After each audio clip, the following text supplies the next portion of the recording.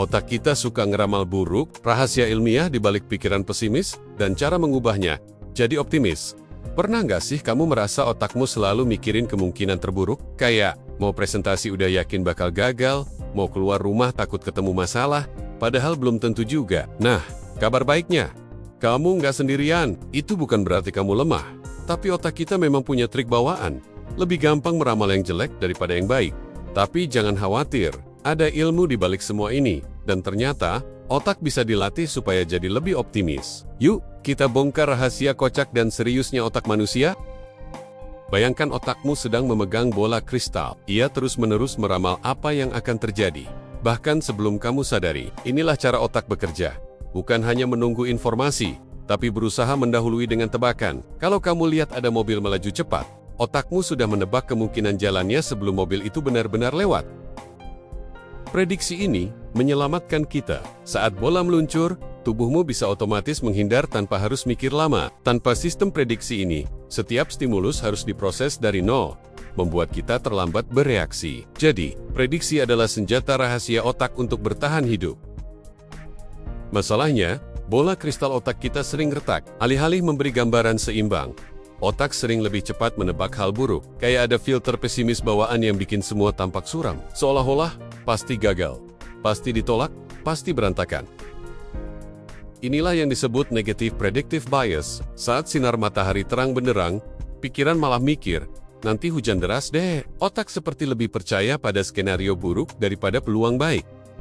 Bias ini ternyata punya dasar biologis. Di otak kita ada jaringan bernama frontostriatal yang terhubung dengan sistem dopamin. Normalnya, sistem ini membantu kita belajar dari pengalaman, terutama yang positif. Tapi kalau jaringan ini nggak berfungsi optimal, otak jadi tumpul menerima sinyal bahagia. Akibatnya, reward prediction error sinyal penting yang memberitahu otak kapan prediksi meleset tidak berjalan baik. Jadi, meski ada pengalaman positif, otak kita seperti bilang, biasa aja. Lalu tetap mempertahankan ramalan negatif. Memori negatif seringkali seperti tinta hitam yang menodai buku kenangan kita. Satu pengalaman pahit bisa menempel kuat, mengalahkan 10 momen indah. Inilah mengapa kegagalan sekali terasa lebih berat ketimbang keberhasilan kecil berkali-kali. Akibatnya, saat otak mencoba meramal masa depan, ia membuka halaman gelap itu lagi, bukan halaman cerah yang sebenarnya juga ada, tapi yang diingat justru memori buruk. Hasilnya, ramalan otak jadi lebih gelap dari kenyataan. Tapi jangan salah, kesalahan bukan musuh. Prediction error atau sinyal salah prediksi adalah kunci pembelajaran. Saat tebakan otak meleset, misalnya kamu kira bakal gagal tapi ternyata sukses, otak mendapat sinyal untuk memperbarui catatannya. Kesalahan ini justru menyelamatkan. Ia memberi peluang untuk menulis ulang memori lama, memperbarui cara pandang, dan mengganti pola pikir. Tanpa prediction error, otak kita nggak akan pernah belajar hal baru. Stres adalah bensin untuk bias negatif. Saat stres, sistem otak yang biasanya seimbang malah condong ke arah alarm bahaya. Semua terlihat mengancam, bahkan hal kecil terasa besar. Hormon kortisol yang melonjak bikin otak makin sulit menangkap hal positif. Jadi meski ada pengalaman baik, otak malah fokus pada potensi masalah. Inilah kenapa stres bikin kita pesimis. Pada depresi, bias negatif jadi lebih parah. Otak seperti terjebak dalam awan gelap yang terus menghalangi cahaya. Pengalaman baik gagal masuk ke sistem memori. Otak bilang, itu kebetulan aja. Akhirnya, ramalan buruk makin sering keluar, membentuk lingkaran setan pesimisme.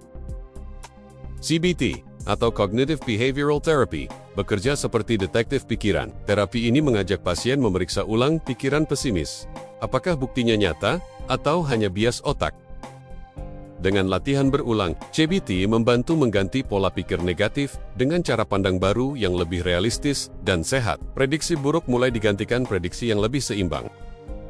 Cognitive Bias Modification, atau CBM, ibarat latihan game untuk otak. Pasien dilatih memilih informasi positif dan mengabaikan yang negatif.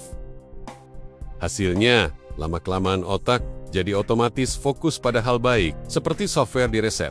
Bias negatif bisa dipelintir menuju bias positif. Kadang, terapi psikologi saja tidak cukup. Farmakoterapi bisa membantu, terutama dengan obat yang meningkatkan dopamin. Dopamin adalah bahan bakar bagi sistem reward otak. Dengan dopamin yang cukup, otak lebih peka terhadap pengalaman positif. Hal baik jadi lebih terasa, sehingga punya peluang lebih besar untuk masuk ke memori. Neuromodulasi, seperti Transcranial Magnetic Stimulation (TMS), adalah teknologi yang memberi stimulasi ringan pada otak, seperti nge-charge smartphone, tapi untuk jaringan otak. Stimulasi ini membuat jalur otak yang tadinya lelet jadi aktif lagi. Tengen Bijichu, ramalan negatif perlahan digeser, memberi ruang untuk prediksi positif. Olahraga bukan hanya untuk fisik, tapi juga mental. Saat bergerak, tubuh melepas endorfin dan dopamin, membuat otak lebih sensitif terhadap hal positif. Mindfulness melatih otak untuk fokus pada saat ini, bukan pada ramalan buruk di masa depan. Dengan latihan rutin, pikiran jadi lebih tenang dan optimis. Tidak ada satu cara ajaib. Bias negatif paling efektif ditangani dengan strategi multimodal, yaitu gabungan berbagai pendekatan. Dengan dukungan psikologi, biologi, dan gaya hidup, otak punya peluang lebih besar untuk pulih dari kebiasaan meramal buruk. Prognosis setiap orang berbeda. Ada yang cepat pulih, ada yang butuh waktu lebih panjang, tapi dengan strategi yang tepat, peluang untuk sembuh sangat nyata. Kuncinya ada pada personalisasi. Terapi harus disesuaikan dengan kondisi unik masing-masing individu, bukan model seragam untuk semua orang. Masa depan terapi semakin menjanjikan. Teknologi AI dan neuroscience membantu memetakan bias otak dengan detail, hingga terapi bisa dipersonalisasi. Artinya, pesimisme bukanlah vonis permanen. Otak bisa dilatih untuk lebih optimis, belajar ulang, dan meramalkan masa depan dengan cara yang lebih sehat. Kadang otak kita memang lebih suka ngambil jalan pintas dengan mikir yang jelek-jelek duluan, tapi kabar baiknya, itu bukan akhir cerita. Prediksi negatif bisa dilatih ulang, memori bisa diperbarui, dan masa depan bisa dibentuk jadi lebih optimis. Ingat, otak bukan peramal masa depan dia, cuma pembelajar yang bisa terus di-upgrade. Kalau kamu pernah merasa otakmu suka ngeramal buruk, tulis pengalamanmu di komentar biar kita bisa saling berbagi. Jangan lupa, like, subscribe, dan nyalakan lonceng, biar kamu nggak ketinggalan konten ilmiah seru dan bermanfaat lainnya. Yuk, latih otak kita supaya jadi peramal optimis, bukan pesimis.